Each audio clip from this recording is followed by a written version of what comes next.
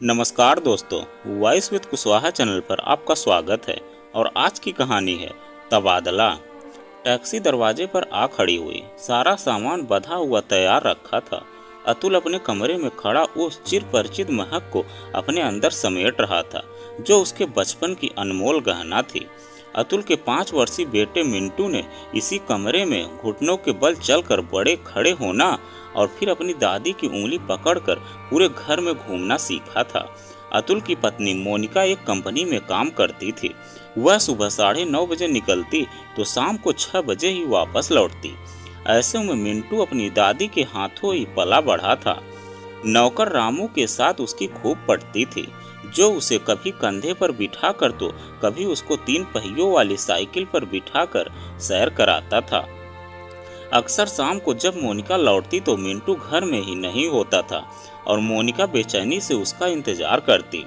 किंतु जब रामू के कंधे पर चढ़ा मिंटू घर लौटता तो नीचे कूद कर सीधे दादी की गोद में जा बैठता और तब मोनिका का पारा चढ़ जाता।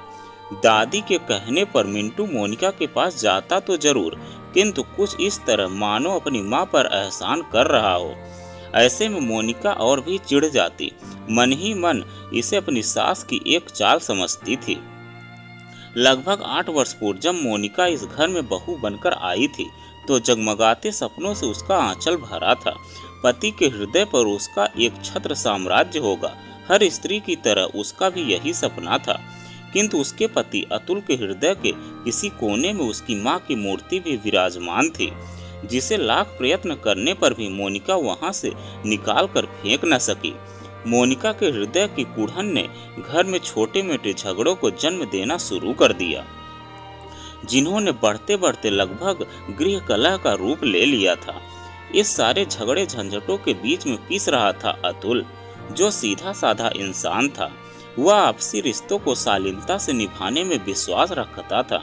अक्सर वह मोनिका को समझाता था कि माँ भावुक प्रकृति की हैं, केवल थोड़े मान प्यार से ही संतुष्ट हो जाएंगे।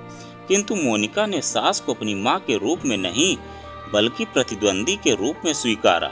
इन 8 वर्षों ने अतुल की माँ को एक हंसते बोलते इंसान से एक मूर्ति में परिवर्तित कर दिया।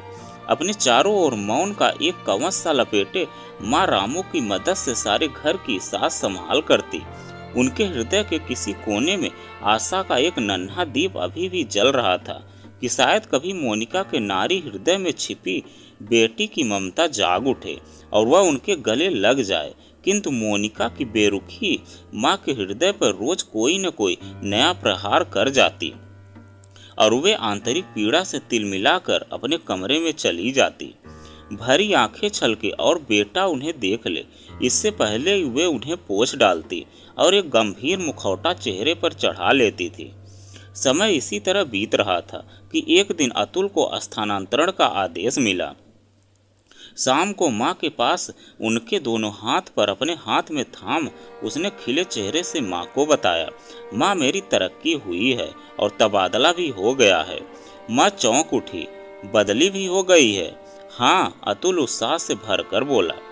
दिल्ली जाना होगा, दफ्तर की तरफ से मकान भी मिलेगा और गाड़ी भी। तुम खुश हो ना माँ? हाँ, मैं बहुत खुश हूँ। अतुल के सिर पर माँ ने हाथ फेरा। आंखें मानो वात्सल से छलक उठी और अतुल संतुष्ट होकर उठ गया। किंतु शाम को जब मोनिका लौटी तो यह खबर सुनकर झुंझला उठी। क्या जरूरत थी यह प्रस्ताव स्वीकार करने की? हमें यहाँ क्या परेशानी है? मेरी नौकरी अच्छी भली चल रही है, वह छोड़नी पड़ेगी। तुम्हारी तनख्वाह जितनी बढ़ेगी उससे कहीं ज्यादा नुकसान मेरी नौकरी छूटने का होगा। फिर दिल्ली नया शहर है, आसानी से वहाँ नौकर भी नहीं मिलेगा। रामू हमारे साथ जा नहीं सकेगा क्योंकि यहाँ उसके माँ बाप हैं। मेरी तो कुछ समझ में नहीं आ रहा कि क्या करूं। कैसे उल्टे सीधे फैसले करके बैठ जाते हैं आप। पर्स वहीं मेज पर पटक कर परेशान सी मोनिका सोफे पर ही लेट गई। थोड़ी देर बाद रामू चाय ले आया। माँ को चाय दी। अतुल के पूछने पर रामू बोला, जी साहब, माँ जी अपनी कमरे में चाय लेकर गई हैं। सुन रामू, मोनिका बोल उठी, साहब की बदली दिल्ली में हो गई है, तू चलेगा ना हमारे साथ? मिंटू तेरे बिना नहीं रहेगा। साहब दिल्ली जा रहे हैं, रामू का चेहरा उतर गया। फिर मैं क्या करूँगा? मेरा बाप मुझे इतनी दूर नहीं भेजेगा। तेरी पगार बढ़ा देंगे, मोनिका त्योरी चढ़ाकर बोली। फिर तो भेजेगा ना तेरा बाप? नहीं बीबी जी, पगार की बात नहीं, मेरी माँ भी बीमार रहती है। तो ऐसा कर कि तू जाना ही नहीं चाहता। मोनिका गुस्से से भरी वहां से उठ गई। फिर अगले दिन कुछ बड़ी व्यस्तता के बीते अतुल को 1 महीने बाद ही दिल्ली पहुंचना था। सो यह तय हुआ कि मोनिका 1 महीने का जरूरी नोटिस देकर नौकरी से इस्तीफा दे दे और अतुल के साथ ही चली जाए, जिससे दोबारा आने का चक्कर न रहे। अतुल ने अपनी पत्नी को समझाया, मिंटू अभी छोटा ही है, वहाँ किसी स्कूल में दाखिला मिल जाएगा। माँ जी तो साथ होंगी ही, जैसे यहाँ सब कुछ संभालती हैं वहाँ भी संभाल लेंगी माँ जी सब। बाद में कोई नौकर भी ढूंढ लेंगे हम, जिससे कि माँ पर भी सारे काम का बोझ न पड़े। इन्हीं सारे फैसलों के साथ दिन गुजरते गए। घर में सामान की पैकिंग का काम शुरू हो गया। अतुल के ऑफिस की ओर से एक पैकिंग कंपनी को आदेश दिया गया था कि वे लोग सारा सामान पैक करके ट्रक द्वारा दिल्ली भेजेंगे। जरूरत की सामानों का लगभग सारा सामान पैक हो चुका था। फर्नीचर, डबल बेड, रसोई का सामान, फ्रिज, टीवी आदि बड़े बड़े लकड़ी के बक्सों में बंद होकर ट्रक में लादा जा रहा था। अब बचा था तो केवल अपनी निजी जरूरत का सामान, जैसे पहनने के कपड़े आदि, जो उन्हें अपने साथ ही ले जाने थे। कुछ ऐसा सामान भी था जो अब उनके काम का नहीं था, जैसे मिट्टी के तेल का स्टोव, लकड़ी का तख्त, कुछ पुराने बर्तन और आदि। इन्हें वे रामू के लिए छोड़े जा रहे थे। गृहस्थी में चाहे अनचाहे न जाने ऐसा कितना सामान इकट्ठा हो जाता है जो इस्तेमाल न किए जाने पर भी फेंकने योग्य नहीं होता। ऐसा सारा सामान वे रामू को दे रहे थे। आखिर 5 साल से वह उनकी सेवा कर रहा था, उसका इतना हक तो बनता ही था। मोनिका इतनी अच्छी थी कि मकान किराए पर चढ़ा दिया, किंतु अतुल ने मना नहीं किया। प्रयागराज में मकान किराए पर चढ़ाकर किराएदार से वापस लेना कितना कठिन होता है, मैं अच्छी तरह समझता हूँ। इसलिए अपने एक मित्र के भतीजे को एक कमरा अस्थायी तौर पर रहने के लिए दे रहा हूँ, जिससे मकान की देखभाल होती रहे। उस लड़के का नाम संतोष था।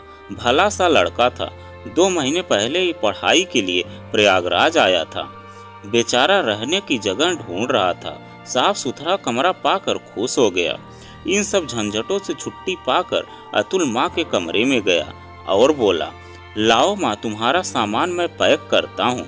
किंतु माँ किसी मूर्ति की तरह गंभीर बैठी थी। शांत स्वर में बोली, मैं नहीं जाऊंगी बेटा। क्या? अतुल मानो आसमान से गिरा। क्या कहती हो माँ? हम तुम्हें यहाँ अकेला छोड़कर जाएंगे भला? अकेली कहाँ हूँ बेटा, माँ घरे भरे गले से बोली।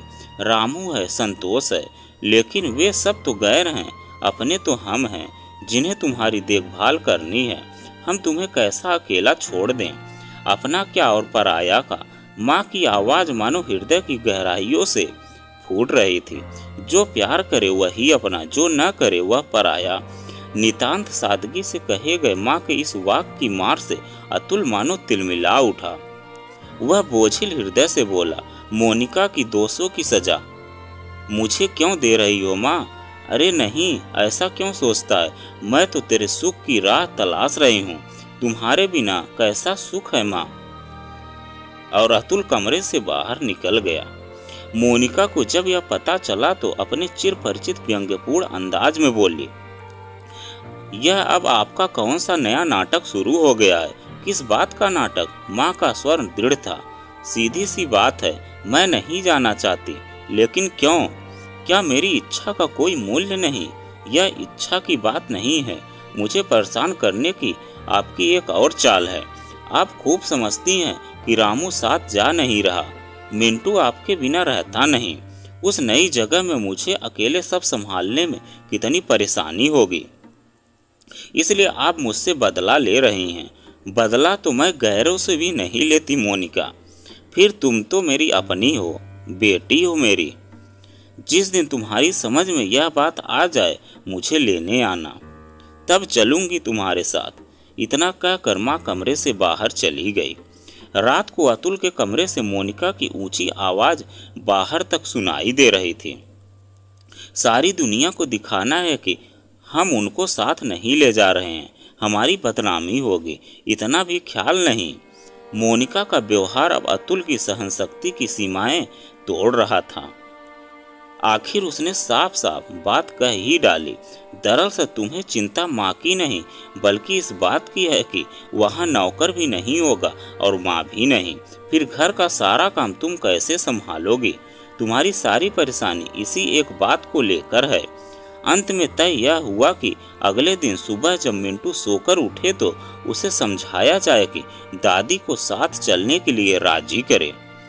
उनकी फ्लाइट का समय शाम 6:10 का था और माँ के सामान की पैकिंग के लिए इतना समय काफी था। दूसरे दिन सुबह होते ही अपनी नींद आंखें मलता मिंटू दादी की गोद में जा बैठा। दादी माँ जल्दी से तैयार हो जाओ। भला क्यों? मिंटू के दोनों गाल चूमकर माँ निहाल हुई जा रही थी। मैं तुम्हें दिल्ली ले जाऊंगा। माँ की समझ में सारी बात आ गई। धीरे से मिंटू को गोद से नीचे उतार कर बोली, पहले जाकर मंजन करो और दूध पियो। मिंटू उछलता कूदता कमरे से बाहर गया। थोड़ी थोड़ी देर में अतुल व मोनिका किसी न किसी बहाने से माँ के कमरे में यह देखने के लिए आते जाते रहे कि वे अपना सामान पैक कर रही हैं या नहीं। किंतु माँ के कमरे में सब कुछ शांत था।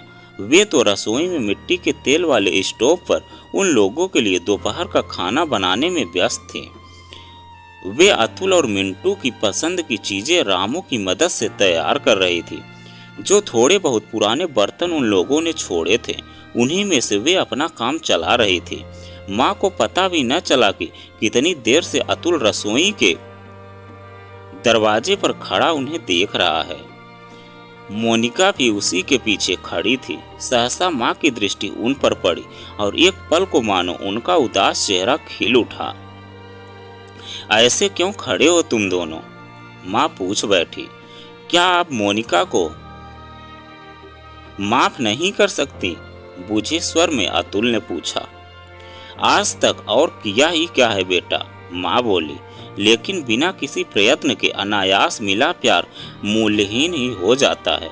इस तथ्य को समझो बेटा। तुम्हारे और मिंटू के बिना रहना मेरे लिए भी आसान नहीं है, लेकिन इस समय शायद इसी में हम सब की भलाई है। अकेले घर संभालने में मोनिका को परेशानी तो होगी, लेकिन धीरे धीरे सीख जाएगी। रामू के हाथ में खाने की प्लेटें देकर माँ रसोई से बाहर आई। हाथ धोकर उन्होंने अपने कमरे में बिछे लकड़ी के तख्त पर खाना लगा दिया। आलू पूड़ी देखते ही मिंटू खुश हो गया।